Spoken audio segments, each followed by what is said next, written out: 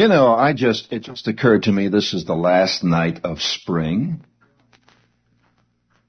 Is spring over in 45 minutes? 45 lousy minutes. 45 lousy minutes. And spring is over. Yeah, spring. It's over. In 45 minutes. 45 lousy minutes. And then it is summer. And then very shortly thereafter, summer will be over. And then Macy's will celebrate Christmas again. And then, and then there'll be the story about Pearsall signs contract with Mets. And then there'll be 4 guys released. And then the spring training starts.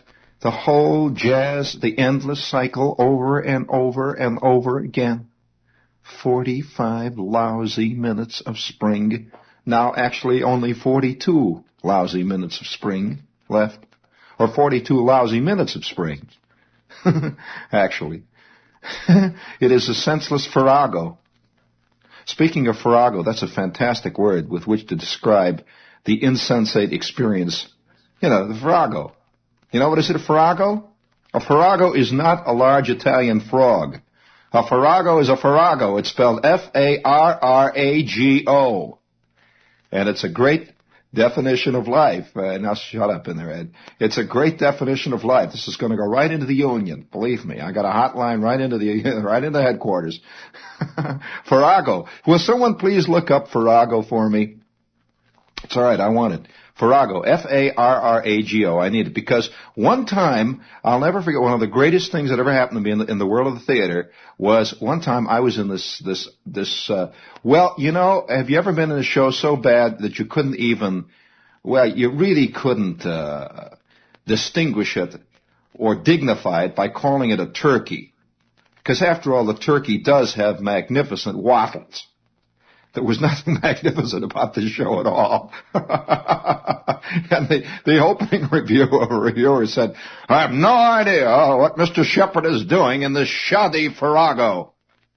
Well, right about that time, I had no idea what I was doing in that shoddy farrago either. And if anybody has a good dictionary, please let me know what a farrago is. I think it's a great definition of life. Speaking of shoddy farragos, and the frog, the problem with the frog, since this is the last night of spring, I was listening to the ball game, and I'm sure that a lot of baseball fans suddenly found themselves listening to a ball game instead of watching it on television. It's funny. It sounds more exciting when you listen to it. Are you aware of that, Ed? They're very peculiar because there are long periods when guys are just scratching. When you're watching it on television, they're walking around, they're scratching, and he takes a swing, misses it by a foot, or he just sort of takes a little nub of a swing. Whereas when you're listening to it on baseball, you hear the announcer says, "There's the windup." Oh, wait just a minute now. He pulls back his look towards first now, glances back to second. He's getting a sign. Minoso is digging it at the plate.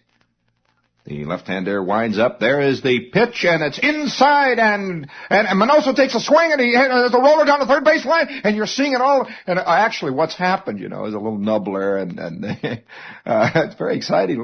Well, I'm listening to the game tonight. Now, wait a minute. Now, there's continuity here. I'm listening to the game, and suddenly I hear, pew! Somebody throws a gigantic firecracker out there at first base, and one blows up near home plate, and Jerry Coleman gets all excited, and I think it's all part of the general atmosphere of violence that is in America in this hot summer. This is a summer that is going to get hotter in many ways, philosophical in a lot of ways. And it's a summer. Believe me, people are going to remember this summer before this one is over. And there is an atmosphere. There is something in the air. There is a feeling in the air of a kind of violence. It's really a feeling in the air of sort of yeast is like bubbling, it's bubbling up. Well, the thing is interesting to watch and to be part of. But speaking of the farrago, as we were, the problem of the farrago, which is this wild dance, and this time of the year, it becomes even more evident that we have a tendency to slip into and believe that a certain kind of dream is going to come true. I wonder what it is about summertime that makes people slip into fantasy more than other times of the year. Do you think it has anything to do with heat, climate, one thing or another? Well, now that brings up an interesting point. What about countries where they always have heat? Yes, it is. Well, no, it is quite possible that these countries live most of their lives in a kind of fantasy, a dream world. Have you noticed that most of the hot tropical countries throughout the Caribbean area, these countries are continually having gigantic revolutions, all of which are guaranteed to bring about the millennium, all of which will bring about, if we wait long enough, paradise on earth. Maybe that's part of the fantasy. It's difficult to conceive of a revolution, say, in Sweden, or a giant coup d'etat in Norway. It just doesn't seem to go with it. And I think part of the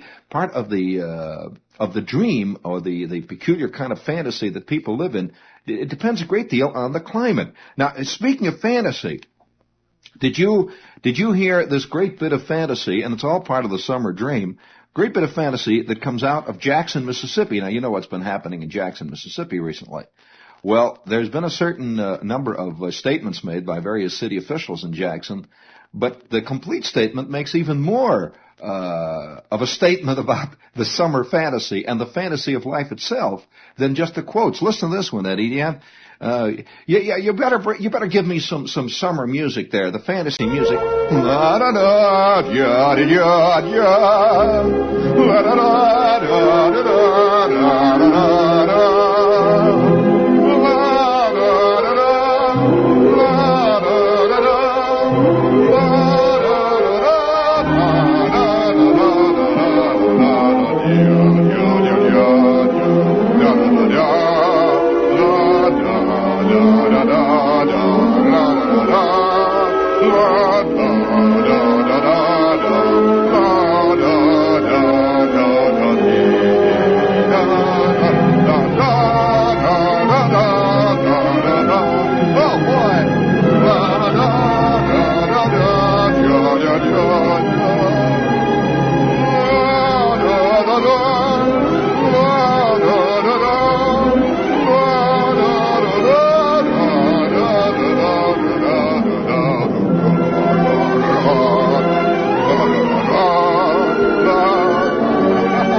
That's great. You want to hear? All of a sudden, I'm in the gigantic shower of life. I'm in the shower, taking a bath. That illustrates it more than anything. Music says it, La da da da da da da da da da. La da da da da da. Already I can hear a little old lady write, Mr. Shepherd, will you please stop making those maniacal sounds and tell more stories about your boyhood?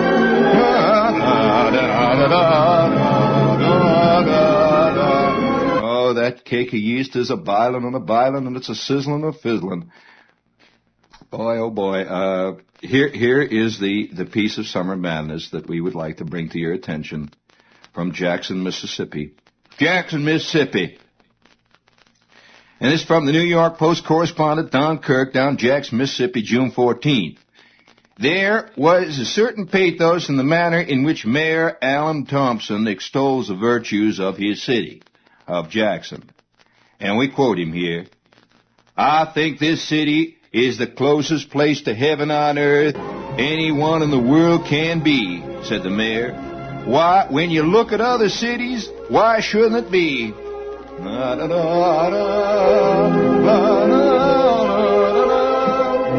Jackson's red-faced mayor, his voice high-pitched and overly insistent after 2 hours of arguing with Negro ministers who somehow didn't share his civic pride, mopped his brow, took a swig of Coca-Cola, and then jumped nervously at the sound of a siren and ran to the window.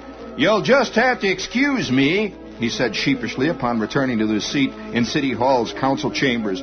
I just get scared every time I hear them things these days.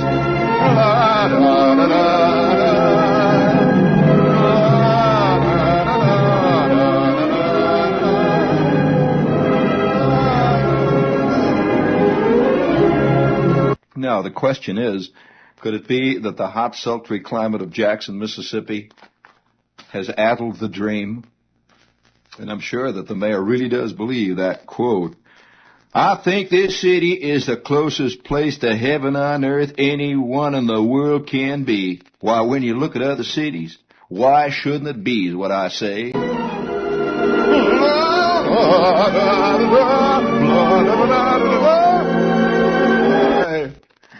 Speaking of madness, this is WOR AM and FM, New York. Oh, yeah. The summer madness is slowly settling in. And it can be found on all sides. It takes many forms.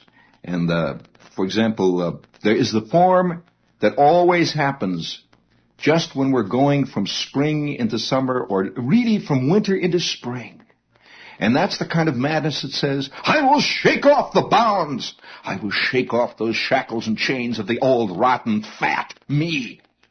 And I will become this sylph-like, bronzed creature, running and running and running and running forever in the sunlight, arms outstretched, arms reaching for arrows.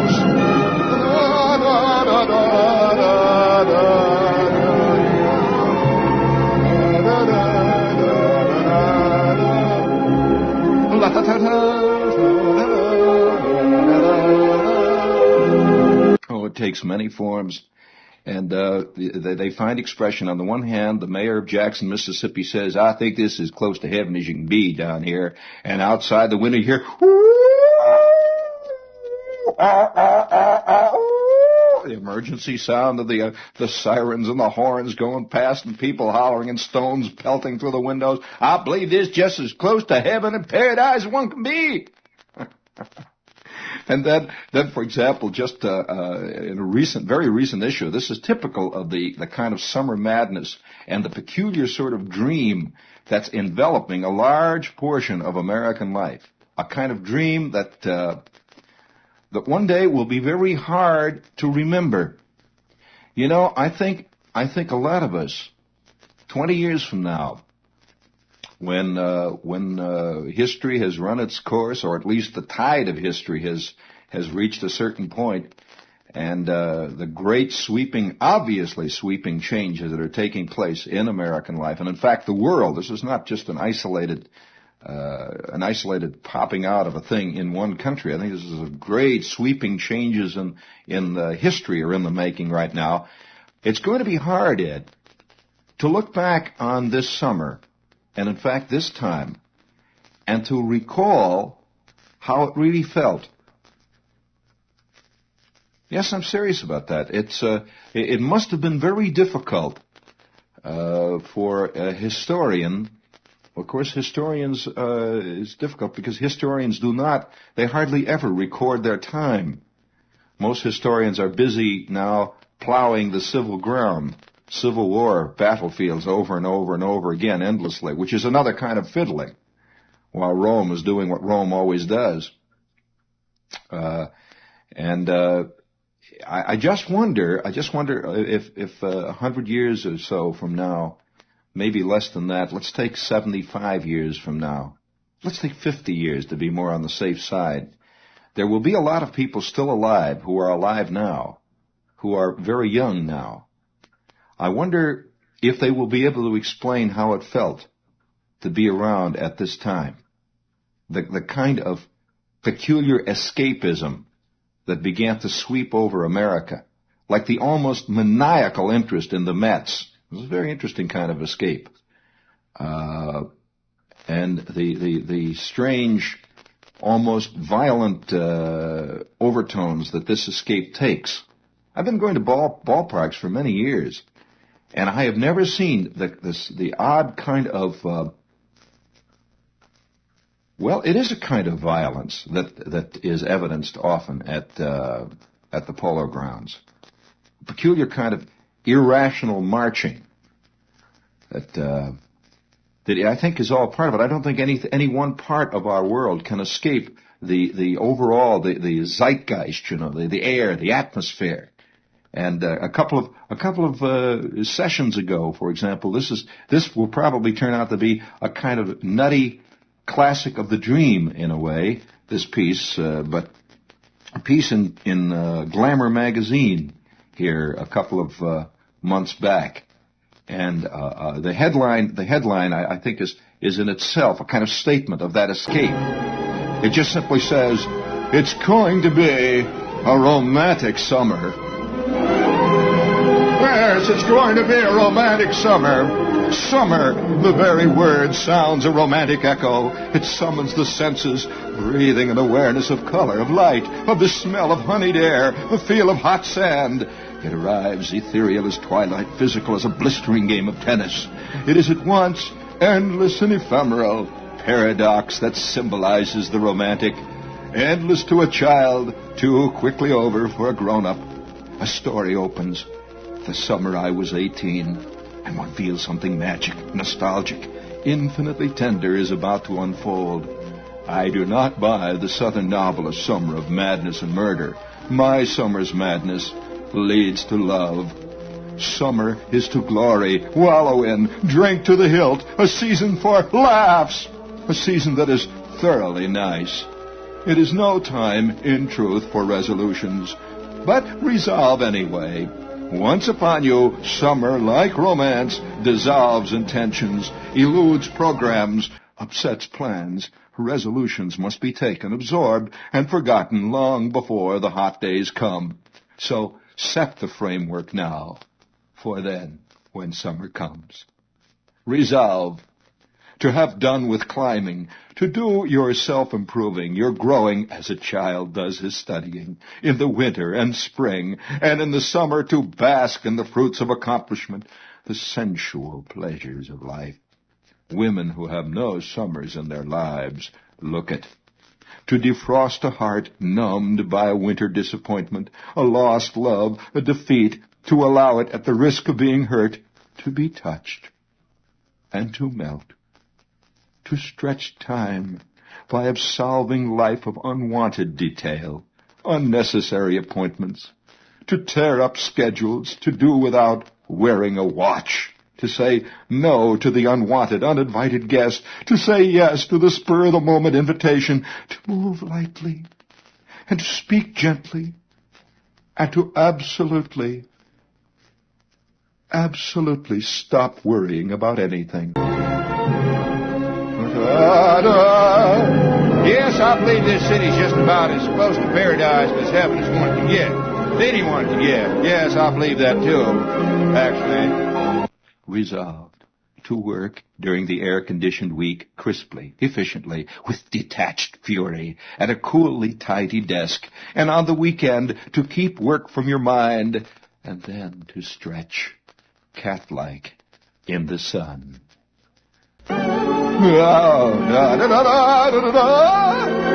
To run your house the same way, cat-like stretched in the sun. To lose yourself in something physical.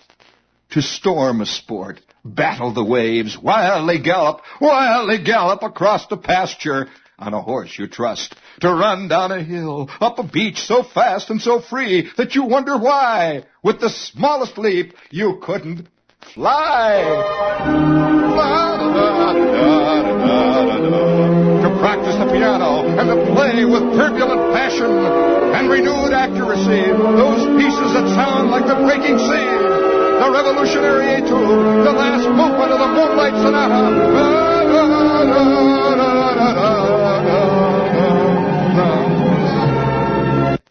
To learn to play cool jazz.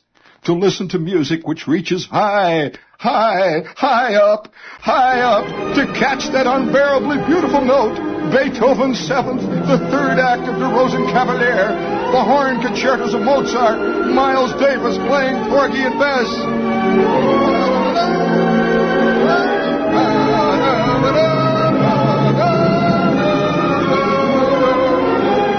Resolve from time to time to invoke solitude, and with it the spirit. Invoke them on a beach, standing in a mountain stream, with a park bench lunch in a window seat, to read mythology and spot the stars and constellations, and to find a view you will never tire of. to paint something bright red, a picture, a chair, a room, well, a small room. The town, ha-ha, your mouth. Yes, to wear a pair of bright red shoes and to dance and to dance and to dance and to dance all summer long.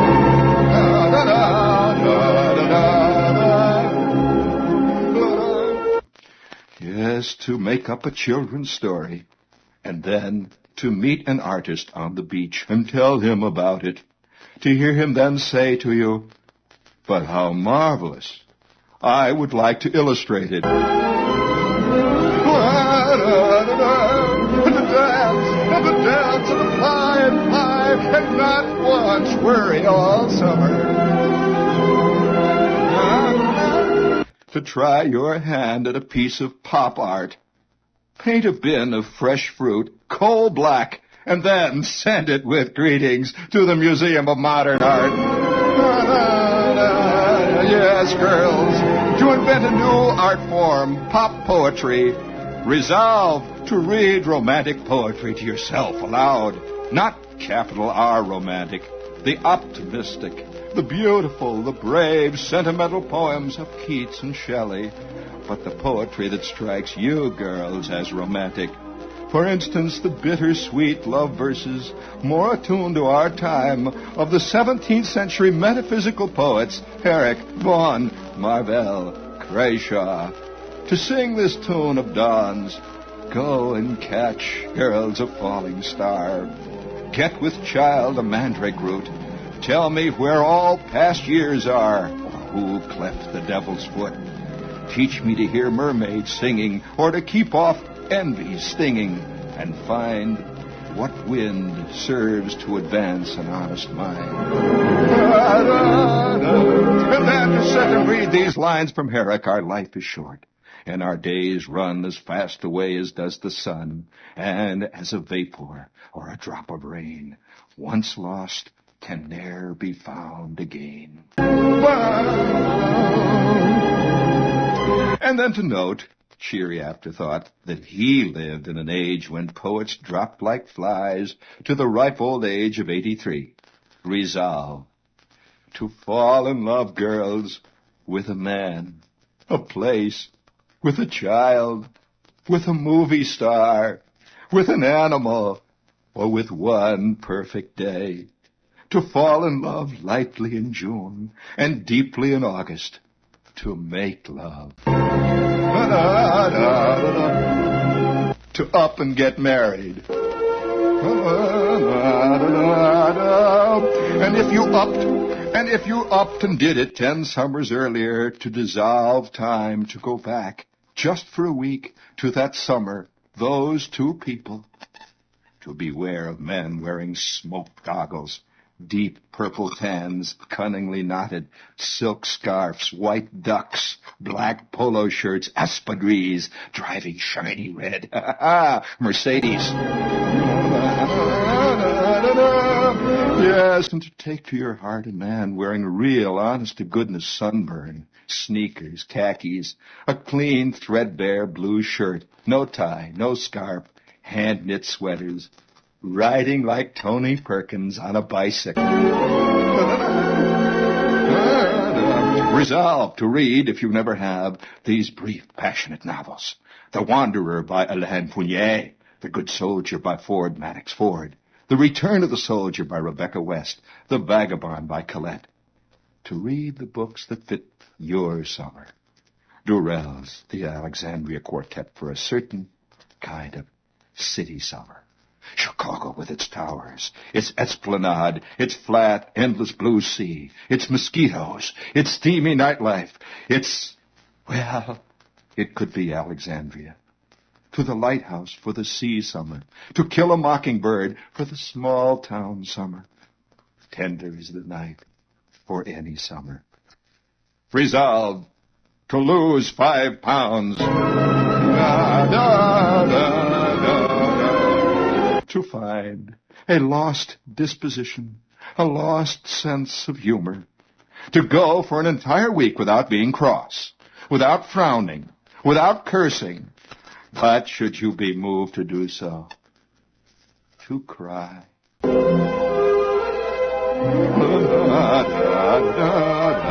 To picnic on a lonely beach one gray, chilly day. To picnic along the roadside some warm, balmy night.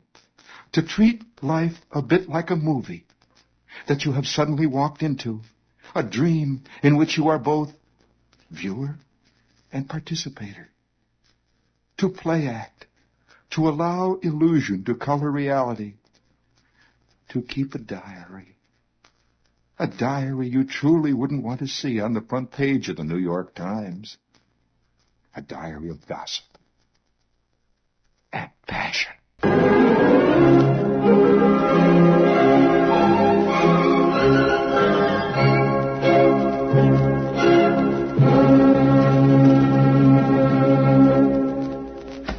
Yes, sir. You just straighten up and pull in your gut and have yourself a great summer, Cal. Now, who's nuttier, the mayor of Jackson, Mississippi, or Glamour? And all the while, you know, I keep seeing little fat ladies with pimples in apartments where all the air conditioning unit does is spit on them, sitting there with their bottle of no-cal. Okay, Macy's Bureau of Standards. The madness is. Oh yeah, have you seen the madness? Here's another one. Come on, you whip me up. Are you a madcap? Do you yearn to wade in fountains, drive a hansom cab, haggle with Tiffany, wear green slacks to pink tees, sing along with Sutherland, roller skate up Fifth Avenue, lead a lynx on a leash, demand bagels and lox at the Forum of the 12 Caesars? Then, madcap, this scamp wig is you, utterly you, 100% human hair, only $69 at Wig City.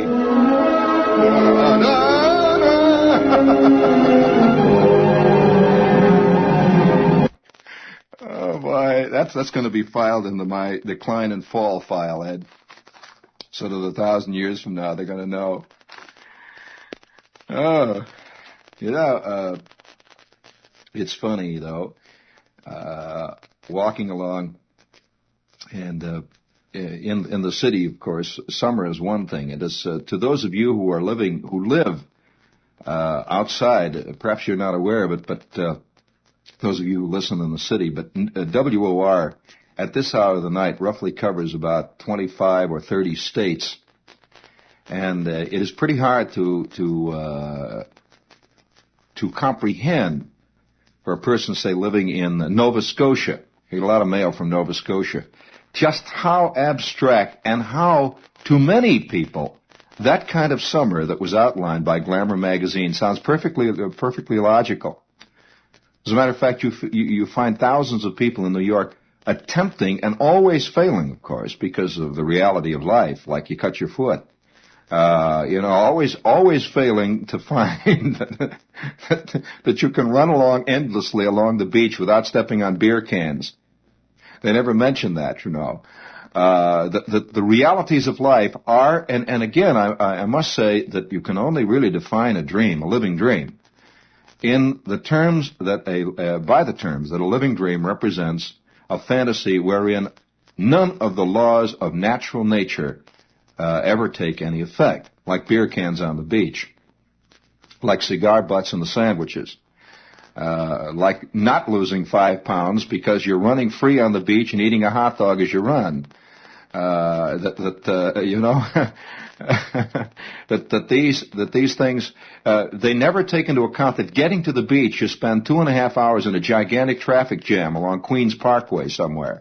And your car boils over, and there's a fist fight when you finally get out there with the guy you're with or with the girl you're with, and you get up there and there's 4,500 juvenile delinquents throwing beer cans at everybody else in the parking lot, and a guy's been sick all over the back of the convertible when you get back to your car. None of these things are ever taken into account, you know, which happens.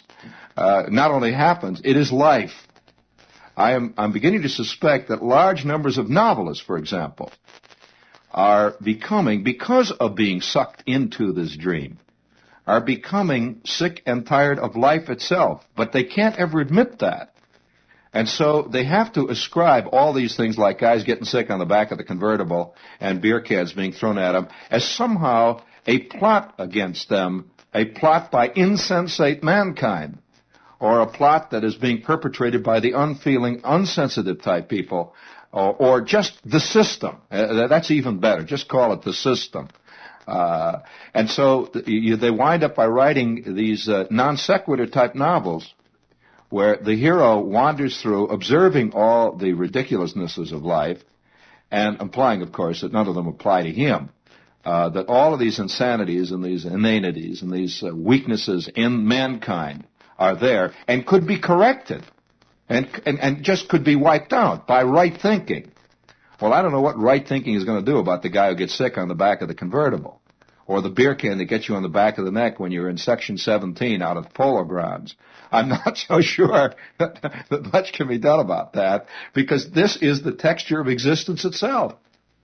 I always admire people who understand that life consists of this stuff, as well as the few brief fleeting moments of passion or joy or the delirious feeling of sartori or the feeling of being with it, the feeling of sudden transcendental understanding, but all the rest of it is part of it too, and it's inescapable. It's always been that way, and will always be that way. And I'm sure that the mayor, running to his window, looking out and hearing the sound of the sirens in Jackson, Mississippi, looks upon this as some kind of a nutty plot, that's not the real world out there, that the real world is the world where the big sign says, Paradise on Earth, Jackson, Mississippi. Rotary meets on Wednesdays, every other Wednesday in Pfeiffer's garage. This is the real world to him, and the real world is around his swimming pool or at his country club. That's the real world. The sound of those sirens is totally unreal. It's a it's a real problem. And when you hear guys talking in Congress, and you hear talk going back and forth, and you just can see the fantasy going on. I heard a senator the other day when he was being interviewed about what he thought about all the new social legislation that Kennedy has proposed. His reply went roughly like this: "Well, I'll tell you this: I stand for freedom, and I'm going to tell you, I'm going to filibuster. I'm going to filibuster against that bill. If it takes me all year, I'm going to work against that bill because I believe in freedom, and I believe in the American way of life, and I think that we have a great danger here of a totalitarian kind of thing coming in, and I believe that you just can't tell people what to do." And he went on, and I had a feeling that here is another section of the dream. It's a strange thing. It must have been that way at any given time in history when great, vast, all-encompassing, and irreversible social changes were coming into being, and those who had committed themselves to something earlier and were not aware of the changing atmosphere in the world, that the dream was part of the sense of that we can turn back, we can quit all this, cut out all the nonsense and return to real honest to John sense. It's so sad to hear senators get up and say things like, and get great followings too, senators who say things like, I believe what we ought to do is we ought to campaign for victory against the communists. We ought to just reverse all these things that have been happening in the last 50 years, all these ridiculous socialist, and what they say is let's all sit under the apple tree and dream that it's 1874. Let's all get together and make a gigantic Western, and we'll all be parts, and we'll have all of us will wear our hats and gallop around in an imaginary countryside composed of a gigantic Western TV film. If you look at our television shows going on hour after hour after hour, there has never been, as far as I know, and perhaps with the possible exception of Rome in its last days, there has never been a nation so devoted to escapism of one kind or another, one form or another, as we are at this point. And escapism, of course, takes many, many forms.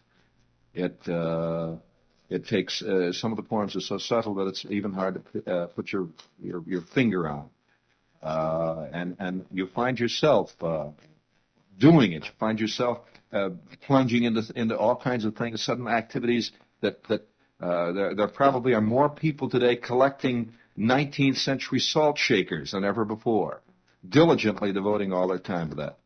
You'd be surprised that whenever I mention a thing like this on the air, I'm deluged immediately with all kinds of letters from people saying, "Dear Mr. Shepard, I'm a constant listener of yours, and whenever you start getting serious and talking about things, social critic, just absolutely boring. I just yawn.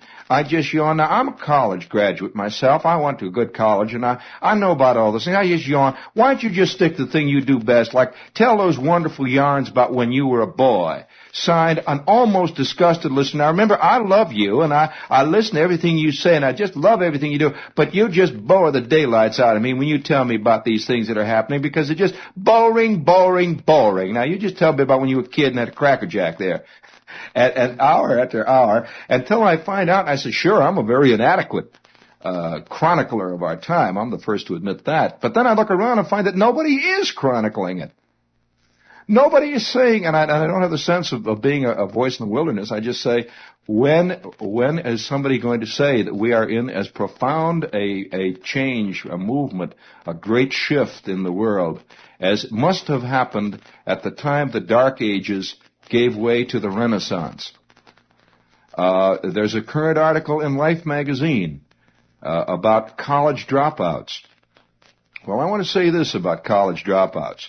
Unfortunately, I think that the article implies that this is because of bad home life, something's wrong with the kids. No, I don't believe that at all.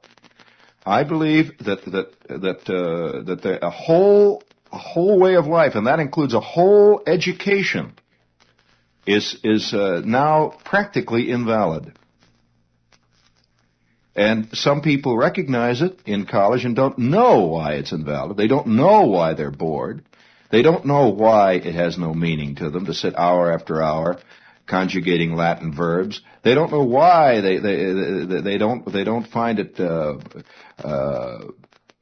significant in their lives to spend day after day reading statistics of the Civil War, going through English literature from Thomas Hardy to Beowulf in 2 semesters of survey.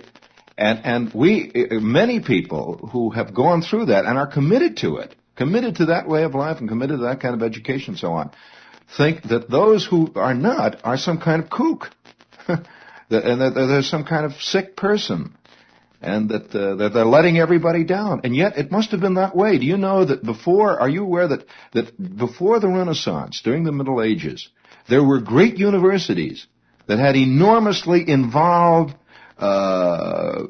courses and whole structures of philosophy that are today totally obsolete. Not one person ever studies them, and yet there was a whole world committed to that stuff.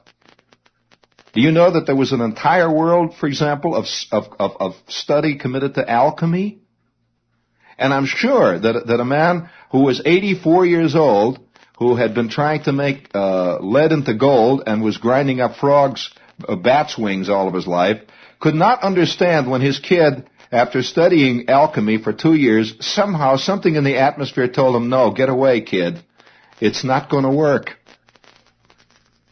And he ran out into whatever world he was in, and his old man says, "Come, thou hast a name.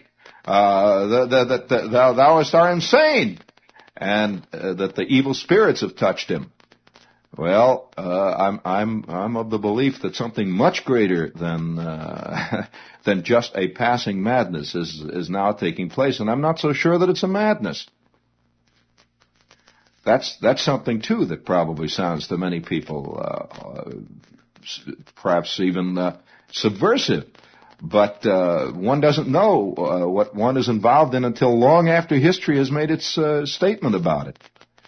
That it's an intriguing thing we're living through, and speaking of the